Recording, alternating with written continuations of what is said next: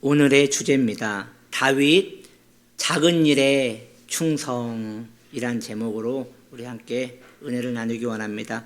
사무엘상 16장 23절은 이렇게 말하고 있습니다. 하나님께서 부리시는 악령이 사울에게 이를 때에 다윗이 수금을 들고 와서 손으로 탄즉 사울이 상쾌하여 낫고 악령이 그에게서 떠나더라 라고 말씀하고 있습니다.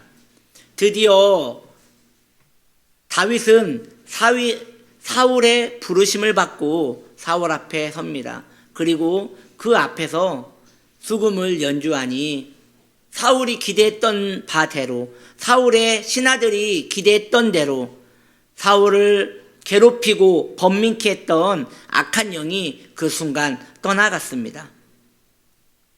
그렇게 다윗이 사울 앞에서 수금을 켤 때에 사울은 마음의 안정을 찾게 된 것입니다. 오늘날 많은 성도님들이 마음의 고통 가운데 있습니다. 이 마음의 고통에서 어찌하면 벗어날 수 있을까요? 하나님의 은혜를 받으셔야지 마음의 고통에서 벗어날 수 있습니다. 하나님의 은혜만큼 우리의 최고의 음악이 없습니다. 하나님의 은혜만큼 우리의 최고의 노래가 없습니다. 주님의 은혜가 성도의 마음에 임하면 그 어떠한 고통 속에서도 주님께서 평안을 주시고 자유케 하시는 것입니다. 그러므로 성도님들이 은혜를 받으셔야 합니다. 물론 그것이 마음대로 되지 않아서 고통스러우시겠지만 그럼에도 불구하고 성도님들은 은혜를 받으시려고 마음을 다하셔야 합니다. 이것이야말로 마음의 고통에서 벗어나는 것이지요. 성도라 하여 마음의 고통이 없겠습니까? 그렇지 않습니다. 이 죄악 세상이기 때문에 많은 부분에서 마음의 고통은 언제라도 찾아올 수 있습니다. 우리는 이 시대 가운데 늘 비교당하며 삽니다. 우리는 늘 경쟁 가운데 삽니다. 우리는 늘 무엇을 먹을까 무엇을 입을까에 거기에 맞추어 살 수밖에 없는 인생을 살고 있습니다. 그러한 삶의 투쟁 속에서 살아가다 보면 어느 순간 피폐해진단 말이죠. 영혼육이 피폐해져서 마음이 갈기갈기 찢어지고 성도가 불신자와 방불한 그러한 삶을 살게 되는 것이죠. 그러할 때 성도에게 필요한 것은 은혜를 받으시는 것입니다. 적어도 나에게 지금 은혜가 필요하다고 믿고 그것에 마음을 두고 거기에 시간과 내 생각과 영혼을 투자한다면 우리 주님께서 기필코 우리를 은혜 가운데 인도하실 것입니다. 그리고 우리의 마음을 쾌청케 하실 것입니다. 우리가 여기서 기억해야 할 것이 있습니다. 그렇다면 사울이 수금 소리를 듣고 수금의 그 연주 소리를 듣고 병이 나은 것입니까? 수금 때문에 악령이 나간 것이 아니라 다윗 때문에 악령이 나간 것입니다. 수금이 무엇이냐면 작은 하프와 같이 생긴 악기입니다. 수금은 연주하는 자가 없다면 무력합니다. 수금은 그저 악기에 불과합니다. 우리 교회에 피아노가 있습니다. 여기 기타가 있습니다. 드럼이 있습니다. 이 악기가 무슨 힘이 있습니까? 연주하는 자가 없으면 그저 무력한 것입니다. 이와 마찬가지로 수금은 다윗이 연주했기에 거기에 능력이 있는 것이지 수금 자체는 아무 능력이 없는 것입니다. 성도가 헌신된 마음을 가졌다면 그 일은 하나님이 하신 것입니다. 성도에게 능력이 있어서 한 것이 아니라 하나님이 하신 것입니다. 성도가 기도할 마음이 생겼다면 그것은 성도가 한 것이 아니라 기도할 마음을 주신 연주자 되신 하나님이 하신 것입니다. 그러나 여기에서 우리가 오해하는 게 있습니다. 그러니까 내가 기도를 안 하는 것은 하나님이 감동을 주지 않으셔서 그런 것이야. 내가 헌신을 안 하는 것은 하나님께서 감동을 주지 않아서 그런 것이야 라고 생각하면 그것은 성경을 잘못 이해하고 있는 것이에요. 성도의 마음은 늘 하나님을 사모해야 하는 것이에요. 그런데 그 사모하는 마음에는 언제나 주님의 일하심이 있다는 것이지요. 도구는 그저 도구일 뿐입니다. 따라합시다. 나는 도구입니다. 네, 성도는 그저 도구에 불과한 것이고 도구는 무력한 것입니다. 고린도전서 3장 6절은 이렇게 말합니다. 바울의 고백이지요. 나는 심었고 아볼로는 물을 주었으되 오직 하나님께서 자라나게 하셨나니. 이 사건은 계기가 있습니다. 고린도 교회는 갈갈이 분파되었습니다. 왜냐? 지도자들을 중심으로 갈라진 거예요. 어떤 이는 나는 예수님의 수제자인 베드로파다. 어떤 이는 나는 복음 전파자인 바울파다. 어떤 이는 나는 온전히 예수만 따라가는 예수파다. 이렇게 점점 갈라진 거예요. 나는 성경학자인 아볼로파다. 이렇게 갈라진 거예요. 그때 바울이 분을 내며 고린도 교회 성도들에게 말합니다. 바울이 무엇이고 베드로가 무엇이고 아볼로가 무엇이냐. 그들이 아무리 헌신을 했어도 결국 자라나게 하시는 이는 하나님이시다 라고 말하고 있습니다. 그러니까 주의 사역자가 없어도 하나님은 능히 일할 수 있는 것입니다.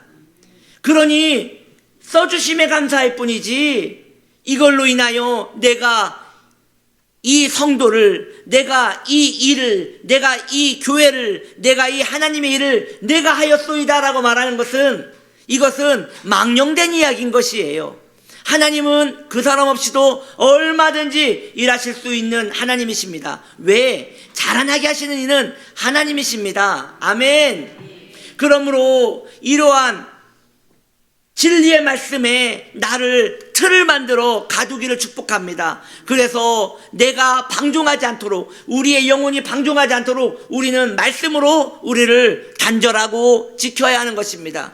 우리 마음에 무엇인가 올라오는 교만함과 우리 안에 올라오는 의문이 있다면 이것은 하나님하고 아무 관계가 없는 것입니다. 여기서 조금 더 확대하여 오늘날 많은 이들이 교회의 부패에 대하여 또 여러 가지 교회에 안 좋은 일을 인하여 이걸로 마음에 의문을 갖습니다. 여러분, 그 일은 기도하며 슬퍼 울어야 할 일이지 이것 때문에 우리가 화를 내고 이것 때문에 비판을 하고 하는 것은 우리의 몫이 아닙니다. 왜? 그렇게 우리가 할 때에 주의 천사가 와서 우리에게 물을 것입니다. 너는 얼마나 잘 살았느냐? 너는 얼마나 의롭게 살았느냐? 너는 정말 주님 앞에서 떳떳하냐? 라고 말할 때 우리는 침묵할 수밖에 없는 것이지요.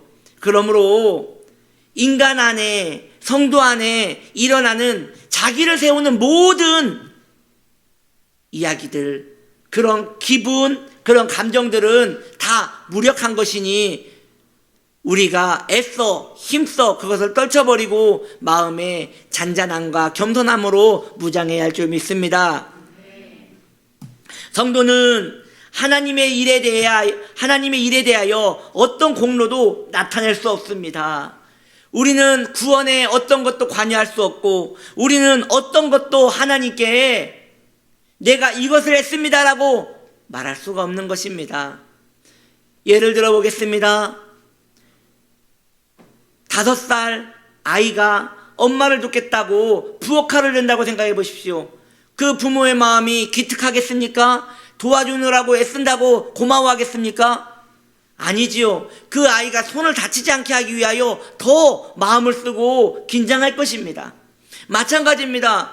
우리가 주를 위하여 의로운 일을 한다고 하지만 주님의 입장에서 볼 때는 이것은 오히려 주의 일을 방해할 수도 있는 것이에요. 그런데 주님께서 그것을 놔두십니다. 왜 그렇습니까? 우리를 위하여 놔두시는 거예요. 이렇게라도 용기를 내어서 하나님에 대한 마음을 표현하는 것이 우리에게 유익하기에 놔두시는 거예요. 잘해서 놔두시는 것이 아니라 주님께서 우리에게 필요해서 놔두시는 것입니다. 오직 하나님께서만 자라나게 하십니다. 이 말씀을 기억하시기 바랍니다. 그러므로 자라나게 하시는 하나님이니 삶에 대하여 너무나 경계하지 마시고 주님께 기도하고 맡기시는 그런 선한 하나님의 일꾼들 되기 바랍니다. 나 없으면 안 된다. 이것은 잘못된 생각입니다. 하나님께서는 나 없이 잘하십니다. 그러므로 성도는 늘 고백해야 하는 것이에요. 그저 감사합니다. 나는 무익한 종입니다. 써주심에 감사합니다. 성도가 하나님의 일을 할 때 자신에게 유익이 있는 것입니다. 하나님께 유익이 있는 것이 아니라 나 자신에게 유익이 있는 것입니다. 그러므로 주의 이름 무조건 열심을 내고 보는 것이에요. 왜냐? 나에게 유익이 되는 것이기 때문입니다. 그러므로 주님과 연관된 모든 것에는 열심을 내십시오. 성경을 읽으십시오. 기도를 하십시오. 봉사를 하십시오. 찬양을 크게 부르십시오. 말씀을 열심히 들으십시오. 주의 일에 내가 계속 연결되어 거기에서 양분을 얻는 것은 복된 것입니다. 왜냐? 하나님께서 우리를 가까이 하시는 것은 우리에게 큰 복이 되고 우리에게 선한 영향력이 되기 때문이지요. 반대로 게으르면 우리는 그만큼 손해를 보는 것입니다. 나태해지고요, 원수의 공격에서 자유롭게 살 수 없게 되는 것이지요. 우리는 그 여름날에 날파리를 본 적이 있을 것입니다. 눈앞에서 계속 왔다 갔다 하는 그 날파리 있지 않습니까? 정말 쫓아내도 계속 나타납니다. 그런데 그 벌레가 마귀라고 생각해 보십시오. 성도가 게으르면 원수 마귀는 계속 우리 안에 생각과 악한 느낌으로 우리 안에 임하는 것이에요. 그러므로 우리는 주의를 할 때에 그러한 것들이 사라지는 것입니다. 움직이셔야 합니다. 열심을 품고 주를 섬겨야 하는 것입니다. 그것이 누구에게 유익입니까? 나에게 유익입니다.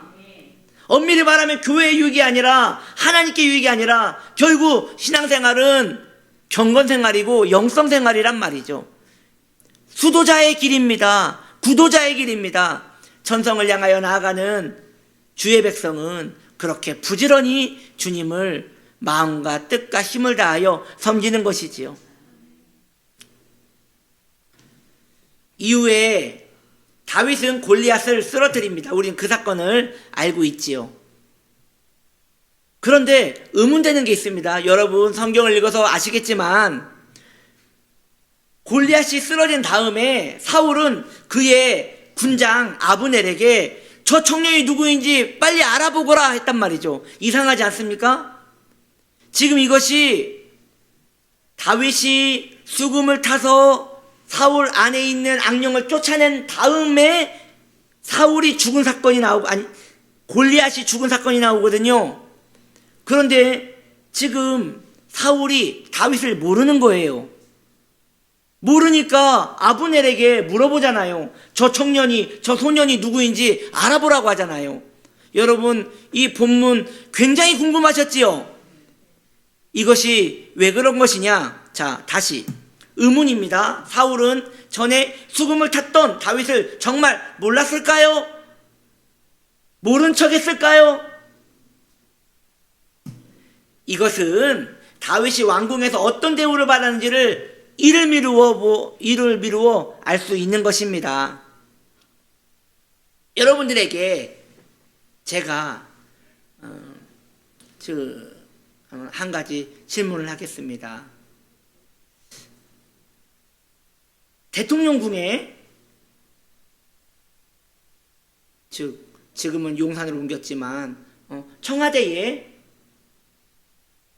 음악을 잘하는 사람이 온다 해가지고 그 사람이 와서 연주를 했습니다. 대통령이 그 사람의 얼굴을 알까요, 모를까요? 그저 수많은 사람들이 오고 가는 것 중에 하나일 것입니다. 우리는 생각할 때 다윗이 굉장히 존경을 받았을 거라고 생각하지만 아마 그렇지 않았을 것입니다. 그저 수금을 켜는 한 사람에 불과했을 것입니다. 우리가 나중에 알고 보면 다윗이 말이죠, 골리앗을 향하여 갈 때에 그의 형들을 보러, 아버지의 명령에 따라 그의 형들을 보러 갈 때에 사울의 궁에서 나옵니까? 아버지 이새에게서 나옵니까? 아버지 이색에서 나옵니다. 그러면 도대체 다윗은 사울궁에 얼마나 있었다는 것입니까? 그걸 알 길이 없는 거예요. 그날 하루 연주하고 왔을 수도 있고 며칠 있다 왔을 수도 있고 우리가 생각하는 만큼 그렇게 존귀함을 받은 건 아닌 것입니다. 사울왕에게 있어 다윗은 그저 수금을 타는 그냥 소년에 불과했을 것입니다. 왕은 다윗을 하찮게 여겼을 것이며 대충 보았을 것이고 관심도 없었을 것입니다. 그러니 저 소년이 누구이냐라고 아브넬에게 물어봤던 것이지요. 성도의 마음이 이러해야 합니다. 아무도 나를 몰라주어도 내가 그 자리에 있는 것입니다. 세상 누구도 나를 알아주지 못하더라도 주님이 나를 기억하시면 족하다 생각하고 늘 섬김의 자리에 있는 것이 복된 하나님의 백성의 마음인 것입니다. 그러므로 성경은 말합니다. 칭찬으로 사람을 연단하느니라 라고 말합니다. 이상하지 않습니까? 우리가 생각할 때는 고난으로, 징계로, 꾸중으로 사람을 연단할 것 같은데 칭찬으로 사람을 연단한대요. 그게 무엇이냐? 칭찬이 성도에게 해롭다는 것이에요. 칭찬이 성도의 마음을 우쭐하게 만들어서 하나님을 섬기는 것인지 자기의 달란트를 빛내는 것인지 구분을 못해서 더 성도의 마음을 어지러이 만들어낸다는 것이죠. 그래서 칭찬을 해보아 그 사람의 그릇을 알게 된다는 것입니다. 그러므로 사랑하는 성도님들이요, 칭찬을 받으실 때에 더 엎드리시길 바랍니다. 그리고 존귀하신 주님께 영광을 돌리시길 바랍니다. 성도는 사람을 의식하지 않는 훈련을 해야 합니다. 사람이 있든지 없든지 상관없이 내가 한 마음으로 주님을 바라볼 수 있다면 얼마나 좋을까요? 우리는 그러한 마음을 사모해야 하고 그렇게 내 마음에 길을 내야 하는 것입니다. 그렇게 할 때에 성도의 마음이 더 주님께 합한 마음이 되는 것이죠. 사람을 의식하는 것은 좋지 않은 것입니다. 우리는 이를 다윗을 통하여 이유에 알게 됩니다. 다윗이 법궤를 모셔올 때에 그는 춤을 추는데 그의 옷이 흘러내리는지도 모르고 찬양을 했다고 말합니다. 그것은 무엇을 말하는 것입니까? 다윗이 그의 평생의 신앙관이 사람을 인지하지 않고 주님을 바라보며 나아갔다는 것입니다. 사람이 보이면 하나님이 보이지 않습니다. 이건 원리입니다. 사람이 보이기 시작하면 그 자리에는 하나님이 안 계십니다. 반대로 하나님이 보이기 시작하면 거기에는 사람이 보이지 않습니다. 그러므로 성도는 골라야 합니다. 선택해야 합니다. 하나님을 보시겠습니까? 사람을 보시겠습니까? 이 둘 중에 하나만 선택할 수 있습니다. 우리가 사람의 눈을 의식하고 사람의 칭찬을 바라며 사람의 의견을 구한다면 그 자리에는 하나님이 계실 자리가 없는 것입니다. 우리의 마음이 낮아지고 겸손하여져서 오직 하나님만 의식하며 살 수 있기를 바랍니다. 하나님을 의식하며 사는 성도는 하나님께 존귀함을 입을 것입니다. 하나님이 그 사람을 가만두지 않을 것입니다. 존귀하게 하시고 축복하시며 그 사람을 높이 드실 것입니다. 다윗과 같이 말입니다. 왜냐? 그 마음은 이미 연단된 마음이기 때문이지요. 하나님이 어디를 보아도 존귀하게 쓸 수밖에 없는 사람인 것이지요. 그러므로 우직하게 마음을 지켜 하나님 한 분만 바라보는 진돗개와 같은 그런 우직한 주의 백성 되기를 축복합니다. 아멘. 다음 주는 블레셋의 도발이라는 주제로 또 이어서 말씀을 드리겠습니다. 기도하겠습니다. 하나님 아버지 감사드립니다. 이 시간 충성하는 다윗을 보았습니다. 사람을 의식하지 않는 다윗을 보았습니다. 우리가 하나님 앞에 늘 마음을 귀 기울여 그 앞에 살게 하여 주옵소서. 그리하여 우리 귀한 성도님들이 모두 존귀한 자 되게 하여 주시고 특별히 우리 성도님들의 자녀들이 그런 존귀한 자리에 서게 하여 주옵소서. 예수님의 이름으로 기도드립니다. 아멘.